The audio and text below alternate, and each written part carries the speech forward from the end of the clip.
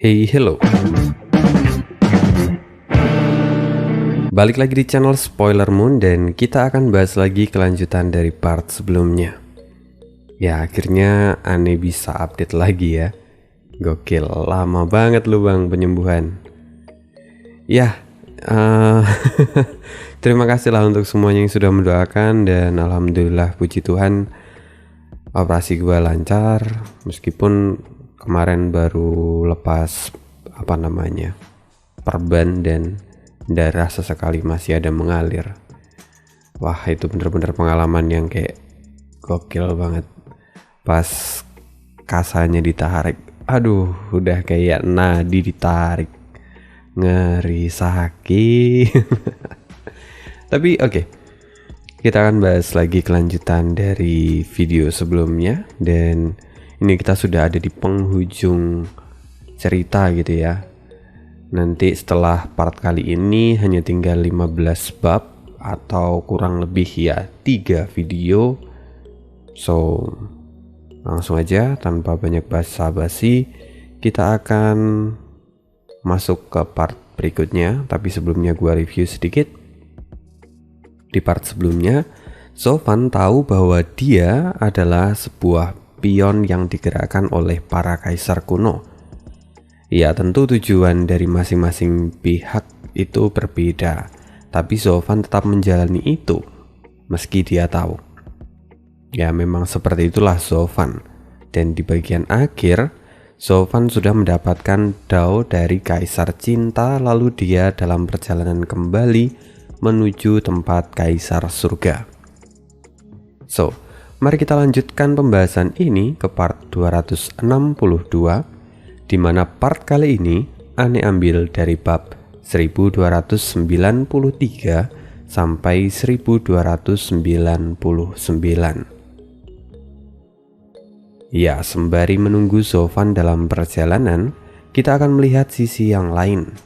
Tempat di mana sekarang Jiantong berada bersama dengan Jianxing, sang kaisar pedang. Atau kalau kita sebut sebenarnya Jianxing itu bisa dianggap seperti orang tua kandung Jiantong, karena dialah sang pencipta dari kelima pedang suci. Jianxing kini berkata, "Jiantong, apa itu adalah nama yang diberikan oleh tuanmu?" "Dia bukan tuanku, dia adalah ayahku," kata Jiantong dengan tegas. Dia mengikuti ucapan dari Sofan, di mana Sofan sendiri pernah marah karena Jiantong terus menyebutnya sebagai tuan. Nah, sedangkan Jiantong adalah sebagian dari diri Sofan, yang mana jiwanya berasal dari bayi darah. Karena itu Sofan menyebutnya sebagai putra. "Bukankah sudah jelas seorang ayah akan memberikan nama pada putranya?" kata Jiantong dengan ketus. Jianxing sedikit tertawa. "Jika dia memperlakukanmu sebagai putranya sendiri, lantas kenapa dia menjadikanmu sebagai budak? Manusia sungguh munafik." Jiantong mencibir, "Kamu salah. Meski ayahku terlihat keras, tapi dia memperlakukanku seperti seorang anak. Dia memperlakukanku sama dengan kedua kakakku. Dia tidak pernah memaksa kami jika kami tidak ingin pergi.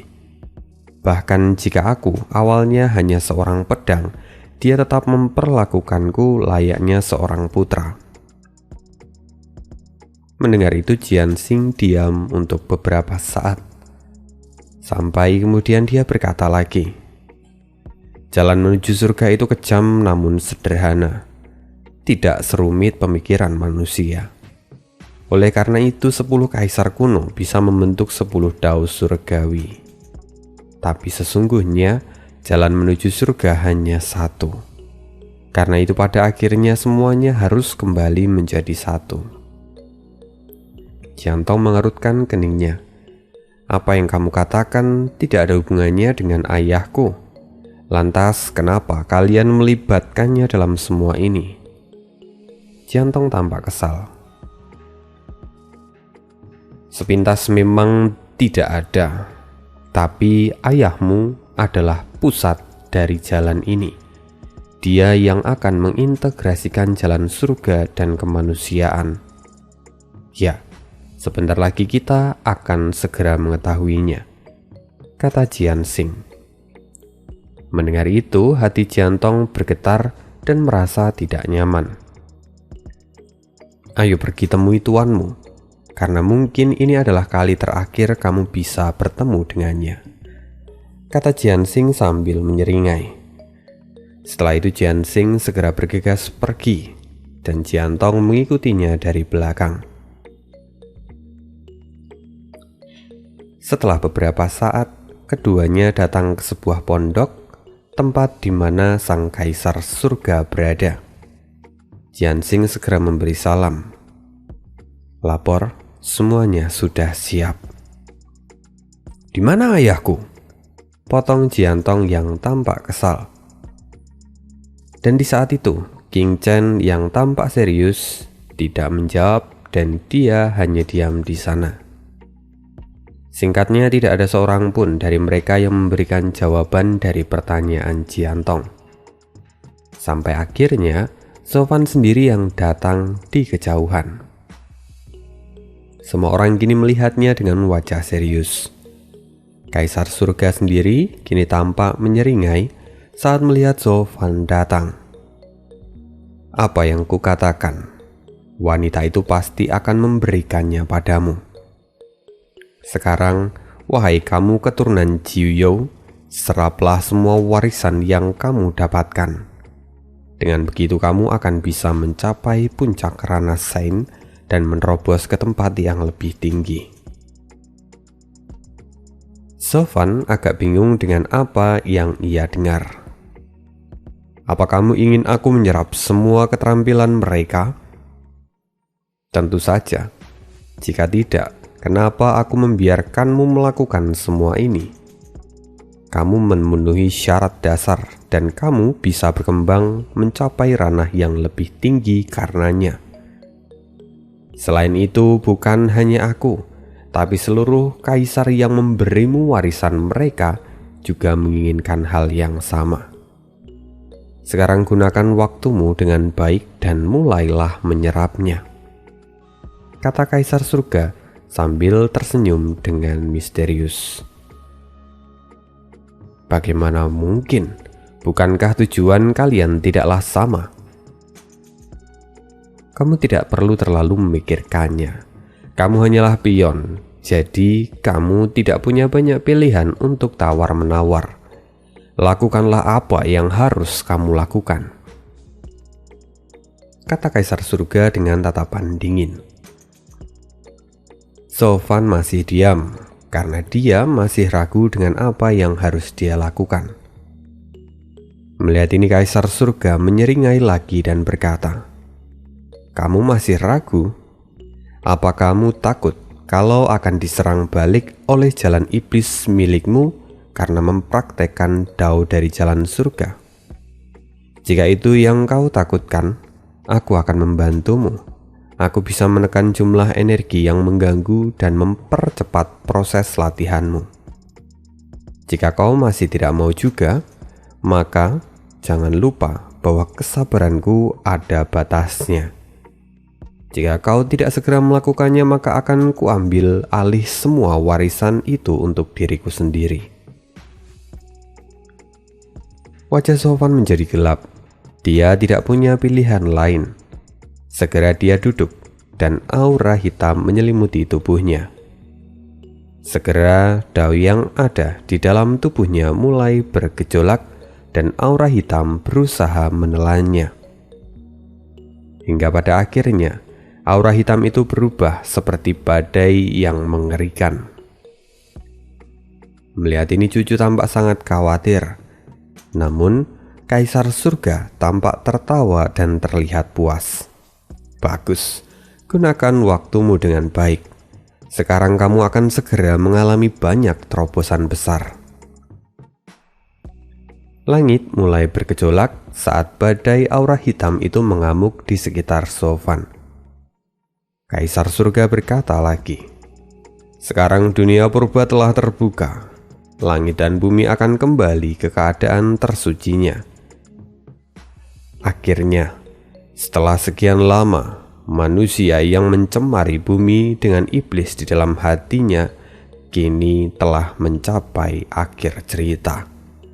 Sebentar lagi seluruh dunia akan segera memulihkan diri. Zovan yang mendengar itu, dia kemudian berkata dengan suara dingin, mengatakan itu di depanku yang adalah seorang kultivator di jalan iblis. Bukankah itu seperti lelucon? Kau bisa berkata begitu karena kau telah memahami iblis di dalam hatimu, dan kau telah mendapatkan pencerahan karenanya. Namun tidak dengan manusia lain. Mereka terus mencemari dunia dan membuat dunia ini menjadi semakin menjijikkan, kata Kaisar Surga. Zovan berkata lagi, iblis di dalam hati orang memang berbahaya, tapi tidak ada tapi-tapian. Selain kamu, semua orang itu menyedihkan. Mereka semua pantas untuk mati, karena mereka tidak bisa melihat kebaikan dan keburukan. Kau ada hari ini adalah untuk membantuku membersihkan semuanya. Sekarang terus rabdau surgawi itu, dan aku bisa merasakan bahwa kekuatanmu sudah mencapai pertengahan ranah orang suci. Luar biasa, dao iblis surgawi memang luar biasa, kata Kaisar Surga. Sekarang Kaisar Surga melihat Zovan lagi, dan wajahnya tampak heran. Lalu dia berkata, aku tidak habis pikir, kenapa di saat kekuatanmu terus meningkat, kultivasimu justru mengalami kemunduran. Bahkan kau hanya berada di tahap kelima ranah pengumpulan ki saat ini. Kau benar-benar aneh, anak kecil. Zovan tampak masam dan dia berkata, ini semua adalah berkat kultivasi terbalik yang kupelajari dari orang tua di alam fana. Kultivasi yang membuat aku mempelajari sifat sejati manusia. Dan karena jika aku ingin mendapatkan pencerahan, aku harus kembali ke asal. Ini adalah teknik yang sangat luar biasa yang aku dapatkan bukan dari seorang kaisar kuno. Cucu yang sedari tadi ada di samping dan mendengarkan percakapan kedua orang ini, dia pun mengumpulkan keberanian dan berkata, meski ada penjahat yang merajalela di dalam diri manusia, tapi mereka juga masih memiliki kebaikan dan keadilan. Anda tetap tidak bisa menyangkal hal ini, karena itu adalah fakta. Selain itu, bukankah Anda sendiri adalah seorang manusia? Aku Kaisar Surga. Aku bukan lagi manusia. Aku telah dikosongkan dan menjadi pemimpin dari jalan surga. Aku di sini untuk mewakili surga dan bumi, dan tugasku adalah untuk memberikan hukuman pada manusia yang telah berani mencemari dunia. Dengan bantuan Kaisar Pedang di tanganku, aku akan memulihkan dunia seperti semula. Dan apa yang baru saja kau katakan tentang kebaikan serta keadilan di dalam diri manusia, itu hanyalah sebuah kemunafikan. Kalian semua hanya memikirkan diri sendiri dan kelompok yang kalian pentingkan. Kalian bahkan tidak segan untuk menyingkirkan yang tidak sejalan dengan kalian. Apa itu yang disebut sebagai kebaikan dan keadilan? Kata Kaisar Surga. Mendengar itu, cucu pun terdiam. Sekali lagi Kaisar Surga memperhatikan mereka berdua, lalu perlahan tersenyum dan kemudian berkata ke arah Zovan, kalian tentu sudah memiliki pengalaman terbaik saat berhadapan dengan kedelapan kaisar serta gunung suci. Mereka adalah orang yang lalim dan hanya bisa dibersihkan saat semuanya musnah. Mereka memiliki iblis di dalam hati mereka. Mereka tidak akan diam selagi masih bisa bergerak. Ju Qingchen tidak memiliki iblis di dalam hatinya, kata Zhou Fan dengan tegas. Lalu di saat itu tubuhnya bergetar dan dia langsung menerobos ke tahap akhir ranah orang suci. Dan sekarang basis kultivasinya turun hingga tahap 3 ranah pengumpulan Qi. Mendengar sangkalan Zhou Fan, Kaisar Surga tersenyum. Aku tidak menyangkal bahwa memang ada manusia murni di dunia ini. Tapi memangnya kenapa? Kenyataannya mereka tidak akan bisa mengimbangi banyaknya iblis yang telah merajai seluruh dunia.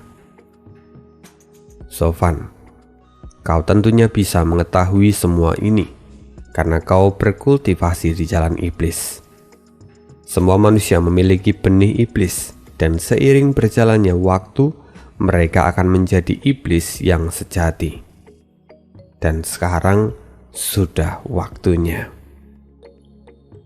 Tubuh Zhou Fan masih terus bergetar, dan kemudian cahaya warna-warni naik ke langit. Seluruh dao yang ada di dalam tubuh Zhou Fan memancarkan aura yang mengerikan. Apa yang kau lakukan? Teriak Zhou Fan sambil menahan semua kekuatan itu. Melihat Zhou Fan gelagapan, Kaisar Surga tertawa.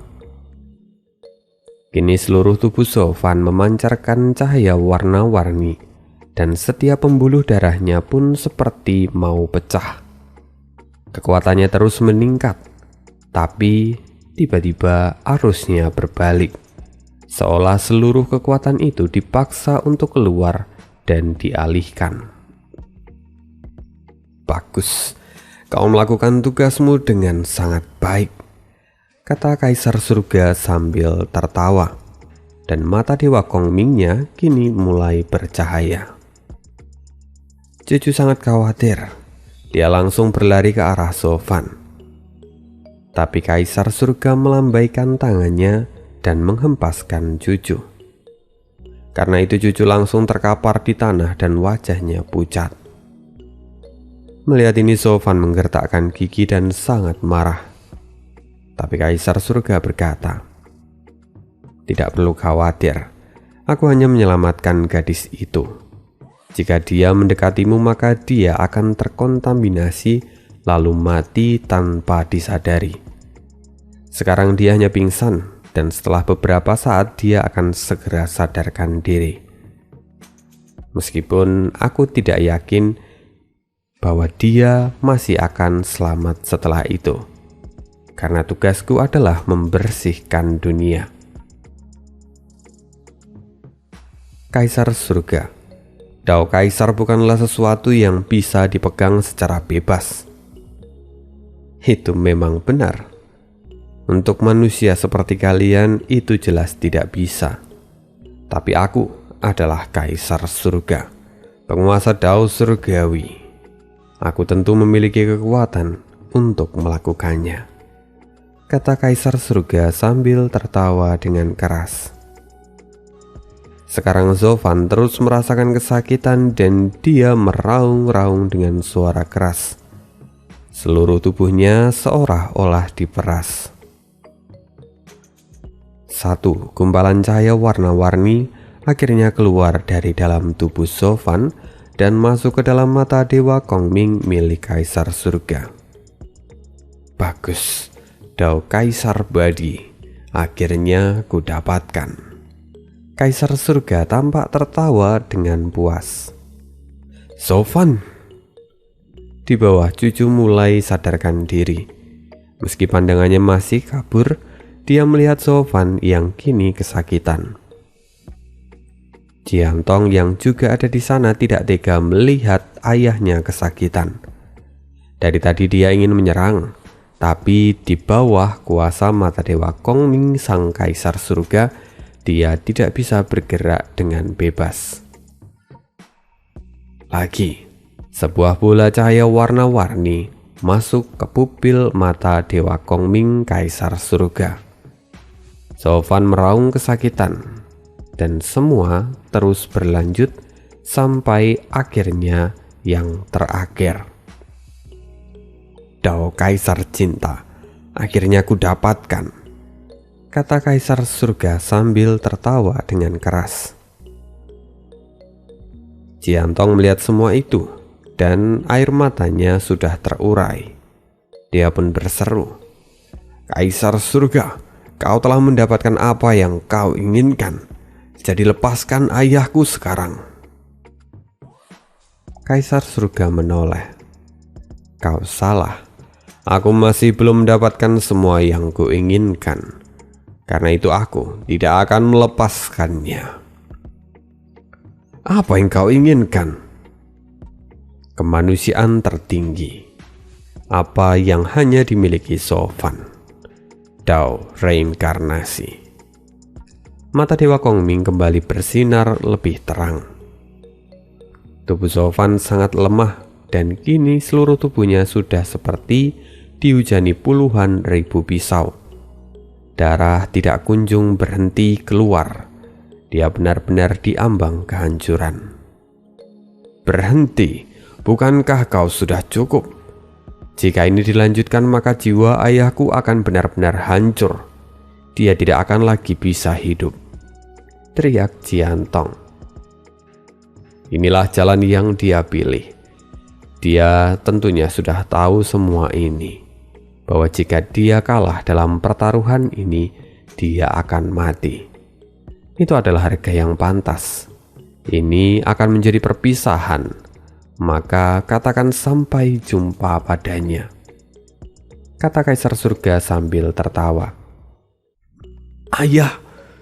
teriak Jiantong. Tiba-tiba Jiantong bisa bergerak dan kemudian berlari ke depan Sofan lalu menangkap tubuhnya. Melihat ini, Kaisar Pedang mengerutkan kening. "Apa? Paksaan itu hilang? Siapa yang melakukan ini?" Di saat itu, sosok yang akrab berdiri di kejauhan, dan auranya segera memenuhi seluruh tempat itu. "Yuyu? Nona Yuyu?" kata Sofan dan Ju Qingchen yang tampak terkejut. Mereka tidak menyangka akan datang sang penyelamat, dan orang itu tidak lain adalah Baili Yuyu yang sudah lama menghilang. Baili Yuyu kini melayang ke depan dan berkata, "Aku bukan Baili Yuyu. Aku Kaisar Cinta. Sekarang aku menggunakan tubuh gadis ini untuk menghentikan orang gila itu." "Bodoh, apa kau pikir dengan sisa-sisa jiwamu kau bisa menghentikanku?" kata Kaisar Surga. "Siapa yang mengatakan kalau aku tidak lagi memiliki Dao Kaisar Cinta? Kaisar Surga, jangan pernah lupa bahwa di masa lalu kau tidak berani macam-macam dengan kami." "Bajingan, itu semua karena kalian telah memanfaatkan kelemahanku.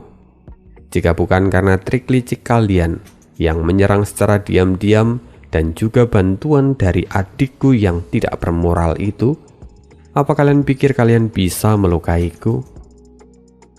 teriak Kaisar Surga yang tampak marah untuk pertama kalinya, seolah-olah dia diingatkan lagi dengan luka lama yang sudah mengering.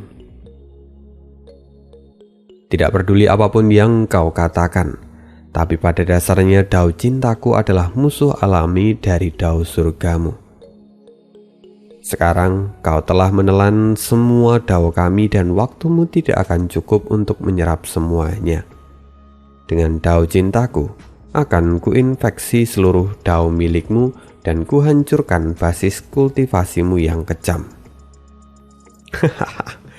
"Itu ide yang bagus, tapi kurang dari 1 menit aku akan selesai menyerap semuanya. Di saat itu kau dan seluruh manusia di bawah langit akan musnah. Semua usaha kalian akan sia-sia," kata Kaisar Surga sambil tertawa. Lalu mata Dewa Kongming memancarkan cahaya yang menyilaukan. "Tidak, 1 menit sudah cukup untuk menggagalkan semua rencanamu. Tidak sama sekali. Kamu telah menyia-nyiakan 1 menitmu yang berharga, kata Kaisar Surga sambil tertawa. Di saat itu Jiantong segera bergegas maju untuk menyerang Kaisar Surga. Namun Jianxing dengan sigap menahannya. Mata Kaisar Cinta menyipit. Kaisar Pedang, kenapa kamu masih mau bekerja keras untuk orang ini? Padahal dia tidak pernah memperlakukanmu dengan baik. Jika tidak, kau seharusnya sudah bisa menebus ranah Emperor. Tapi sampai hari ini kau masih terus tertahan. Mendengar itu Kaisar Pedang tidak bicara. Dia masih menahan Jiantong.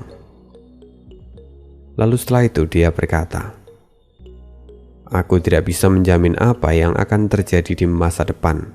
Karena itu, pilihan yang terbaik adalah bersama dengan sisi yang lebih kuat. Kau bajingan, teriak Kaisar Cinta penuh dengan amarah. Kaisar Surga melihat semua ini dan kemudian tertawa. Jianxing telah bersamaku selama berjuta-juta tahun. Karena itu dia tidak akan mengkhianati perkataanku dan akan terus mengikutiku. Kalian telah kalah telak. Masih terlalu dini untuk memutuskan. Tiba-tiba saja bintang dari langit jatuh dan menghujani seluruh tempat itu. Apa ini? Bukankah ini adalah bintang dari Kaisar Yundi? Bagaimana bisa dia menyerangku di saat seperti ini? Bukankah jika dia masih memiliki sisa-sisa jiwa yang tersembunyi, seharusnya aku bisa menemukannya? Kata Kaisar Surga yang kini keringatnya tampak mengucur dengan deras. Ya, ini adalah pengorbanan dari Suang Er, yang mana dia menggunakan kekuatan dari Kaisar Yundi. Namun di saat itu, Kaisar Pedang melepaskan Jiantong dan segera menghalau bintang-bintang yang berjatuhan. Bagus, dengan begini sudah cukup waktu kalian. Sudah habis. Bahkan jika kalian menggunakan banyak bidak catur, tapi tidak akan cukup untuk menghentikanku. Kaisar Surgawi mengepalkan tangannya dan auranya menjadi semakin kuat. Tidak, masih ada beberapa detik lagi. Ini belum berakhir. Bocah, lemparkan ayahmu ke dalam cahaya itu. Di dekat Zofan muncul lingkaran cahaya yang bersinar cerah seperti sebuah terowongan. Ini tidak, hentikan dia, teriak Kaisar Surga. Jiantong segera melemparkan tubuh Zofan ke dalam cahaya putih itu. Namun Zofan dengan sisa-sisa kesadarannya masih mencari Juju. Dia mengulurkan tangannya dan begitu juga Juju.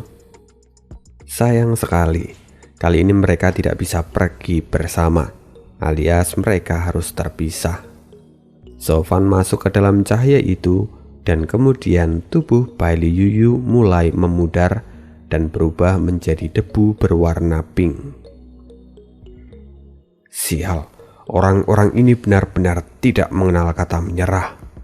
Sepertinya mereka masih ingin berjudi lagi, kata Kaisar Surga yang tampak kesal.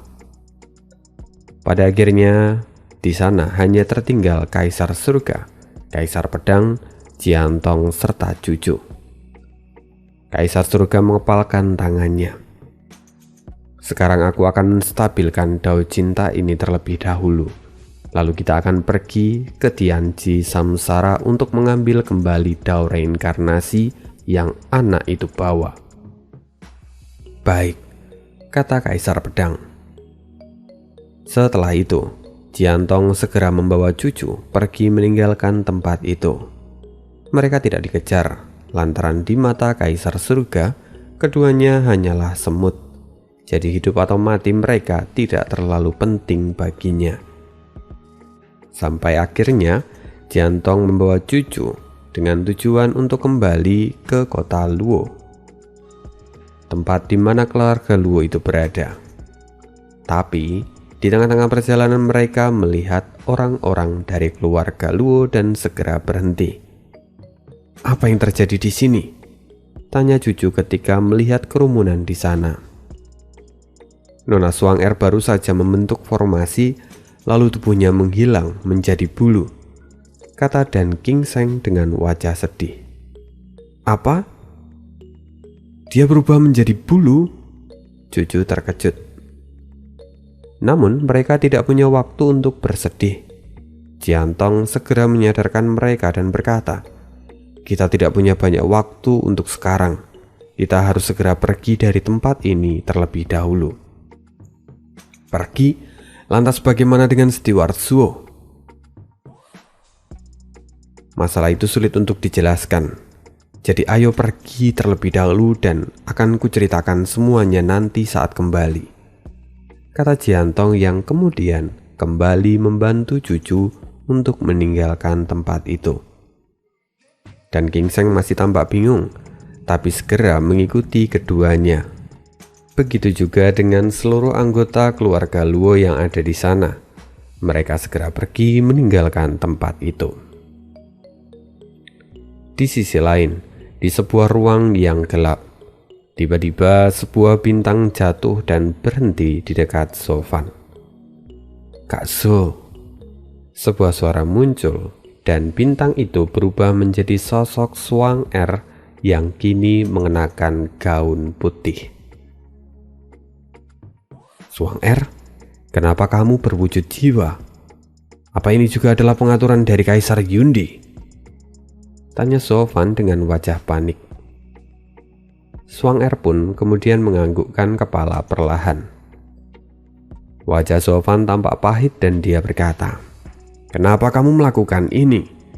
Bahkan jika Kaisar Yun adalah leluhurmu, tapi tidak seharusnya kamu mengorbankan dirimu seperti ini."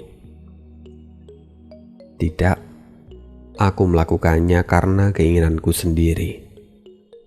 "Apa? Keinginanmu sendiri? Apa maksudmu?" "Tidak apa. Lagi pula, keluarga Yun selalu melakukan yang terbaik untuk kepentingan rakyat. Sekarang, aku mengorbankan diri untuk kepentingan dunia. Ini adalah sebuah kehormatan," kata Suang-er sambil tersenyum. "Omong kosong. Kamu hanya menghancurkan dirimu sendiri jika seperti ini," bentak Sofan. Tapi Suang-er tersenyum sangat manis. Dia tidak mengatakan apapun lagi. Kini Sofan menggertakkan giginya dan berkata, "Suang-er, tunggu saja. Aku berjanji akan melakukan yang terbaik dan tidak akan kubiarkan pengorbananmu ini sia-sia." Suang-er tersenyum lagi dan perlahan menghilang. Tapi di saat itu Suang-er berpesan, "Kak Suo, bantu aku untuk membuat dunia ini menjadi indah. Aku ingin melihatnya meski dari jauh." Itu adalah kata-kata terakhir dari Suang-er, yang mana dia kemudian menghilang. "Suang-er!" teriak Sofan, tapi sayangnya jiwa Suang-er sudah menghilang. Di sisi lain, di alam fana, Wurandong sedang berada di ruang belajarnya dan bersandar di bangku dengan santai. Tiba-tiba saja sebuah batu giok yang ada di ruangan itu pun hancur. Batu giok itu adalah batu yang menyimpan fluktuasi jiwa dari Sofan.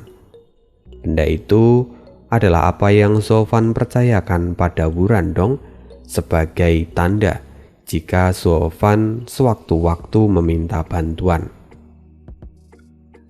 Melihat benda itu pecah, Wurandong tahu bahwa dia harus segera mengaktifkan formasi pembalik secepat mungkin. Karena itu dia segera keluar dan memberikan perintah untuk mengirimkan pesan pada masing-masing kepala dari keempat wilayah. Tak terasa 3 hari pun berlalu, dan saat ini 20 master formasi telah berkumpul di pavilion Liejin. Saat itu setiap pemimpin wilayah juga ada di sana, seperti Wu Qingqiu, Sang Wan Qingyan, serta yang lain. King Yan segera mendekat. Tuan Wu, apa yang terjadi pada Sofan? Apakah ini saat untuk mengambil tindakan? Wu Randong menghela nafas. Saya tidak bisa menjelaskannya. Sebelum pergi, kepala istana hanya meninggalkan batu giok berisi potongan jiwanya.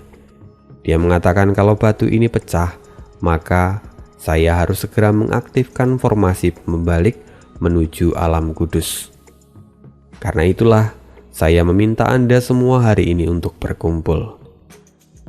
Mendengar itu, King Yan mengangguk. Dia bisa mengerti, meski kini dia pun sebenarnya tampak khawatir. Mari kita mulai, kata Wu Randong dengan tegas. Dan setelah itu semuanya mengaktifkan formasi pembalik. Jutaan batu roh dikonsumsi dalam sekejap. Lalu pilar cahaya pun segera terbuka dan menembus langit. Kekuatan dahsyat itu mulai menggoncang formasi mata Dewa Kongming yang telah menyegel dunia fana. Jadi jelas sang kaisar surga bisa merasakannya. Kaisar surga, apa yang terjadi? Tanya Kaisar Pedang. Kaisar surga berkata, kali ini ada yang kembali mencoba untuk menembus ke alam kudus. Tampaknya Sofan masih memiliki rencana di dunia fana. Dia mencoba memanfaatkan kekuatan para binatang suci sepertinya. Kalau memang begitu, biarkan aku mengurus mereka, kata Kaisar Pedang tanpa ragu. Tidak perlu, mereka akan datang sendiri, dan di saat itu akan kuselesaikan semuanya. Jadi tidak perlu kamu khawatir. Lagi pula jika kamu datang menemui mereka, mereka pasti akan curiga dan membunuhmu. Lalu pada akhirnya mereka juga akan datang untuk mengganggu persiapanku. Biarkan saja mereka untuk sekarang, kata Kaisar Surga. Di saat itu, guncangan langit dan bumi semakin besar dan awan mulai retak. Langit di alam fana pun hancur dan langsung terhubung dengan alam kudus. Merasakan getaran ini, ketiga binatang suci pun bereaksi. Meski pada awalnya mereka tampak ragu dan tidak mempercayai ini, tapi pada akhirnya mereka pun bersorak. Ketiganya akhirnya keluar dari sarang mereka dan segera bergegas menuju Songso. Sekarang energi yang sangat besar seolah turun dari langit seperti hujan. Energi itu menimpa semua orang yang ada di alam fana. Reaksi yang terjadi sama seperti saat orang-orang dari keluarga Luo datang ke alam kudus. Semua orang bermandikan energi yang melimpah, lalu segera tingkatan kultivasi mereka meningkat secara signifikan. Dalam sekejap semua orang langsung mengalami terobosan.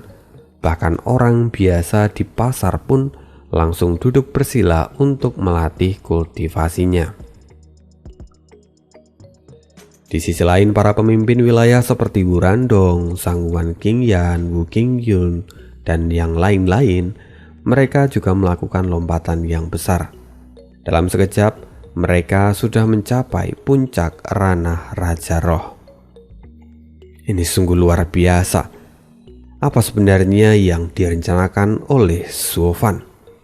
Kata Wu Qingyu yang tampak terkejut ketika melihat perubahan energi di dalam tubuhnya. Wu Randong berkata, sebelumnya Tuan berkata bahwa di dunia bawah ini kekuatan kita telah dikekang oleh sesuatu yang sangat besar. Karena itu saat penghalang lepas, maka kekuatan akan langsung mengalir ke tubuh kita. Dan karena itu juga kita mengalami loncatan yang besar. Benarkah? Sungguh luar biasa, teriak mereka semua. Tidak lama setelah itu, para binatang suci akhirnya sampai di Songso. Api biru dan emas yang pertama kali datang. Ya, jelas itu adalah Kunpeng dan Longsu, yang mana mereka kini dalam bentuk manusia. Akhirnya kita bertemu di sini. Aku sudah lelah berendam di Beihai untuk waktu yang lama. Sebuah suara dingin terdengar dan kemudian sosok Feng Tian dengan wujud manusia keluar di dekat sana. Long Su melirik mereka dan kemudian berkata, "Ayo pergi, kita harus memberikan pelajaran pada anak bau kencur itu." Dia tampak masih kesal. Tapi Kun Peng segera berkata, "Tidak, prioritas kita sekarang memang menemukan Zhou Fan, tapi tidak menghukumnya. Kita harus mengamankannya terlebih dahulu. Karena sekarang gerbang ini sudah terbuka lagi. Itu artinya anak itu sudah tertangkap oleh Kaisar Surga. Jika kita tidak menyelamatkannya, maka penantian kita selama ini juga akan sia-sia." Meskipun Kun Peng sebelumnya sangat marah pada Zhou Fan, tapi rupanya dia tahu apa yang harus dia lakukan sekarang. Setelah itu Kun Peng segera terbang menuju langit dan melintasi celah antar dua dunia.